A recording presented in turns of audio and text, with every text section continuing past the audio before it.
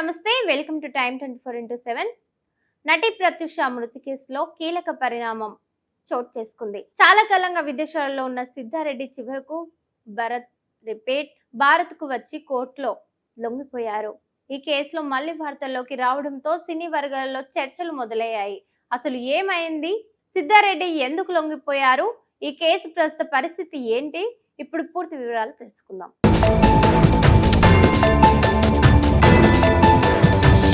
తెలుగు సినీ నటి ప్రత్యూష మృతి కేసులో అప్పట్లో పెద్ద సంచలనం సృష్టించింది. అనుమానాస్పద పరిస్థితుల్లో ఆమె మృతి చెందడంతో ఈ ఘటనపై పోలీసులు విచారణ చేపట్టారు. ఈ కేసులో కీలక వ్యక్తిగా భావించిన సిద్ధార్థరెడ్డి అప్పటి నుంచి విదేశాలలో ఉండటంతో విచారణ సుదీర్ఘంగా సాగింది. ఇప్పటి వరకు అమెరికాలో ఉన్న సిద్ధారెడ్డి తాజాగా భారత్కు వచ్చి కోర్టులో లొంగిపోయారు. కోర్టు ముందు హాజరైన ఆయనపై ఉన్న కేసు విషయంపై విచారణ కొనసాగుతుంది. ఈ పరిణామంతో చాలా కాలంగా పెండింగ్ లో ఉన్న ఈ కేసు మళ్లీ చర్చనీయాంశంగా మారింది. కోర్టు సూచనల మేరకు తదుపరి విచారణకు సంబంధించిన ప్రక్రియ కొనసాగుతున్నాయి. పోలీసులు కూడా కేసుకు సంబంధించిన ఆధారాలను మరోసారి పరిశీలించే అవకాశం ఉందని సమాచారం.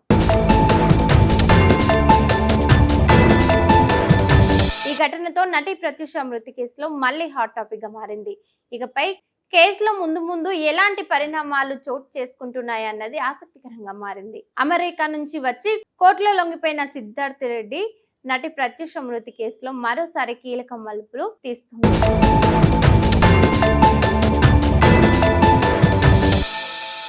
ఈ కేసులో తదుపరి పరిణామాలు ఎలా ఉండబోతున్నాయో చూడాలి.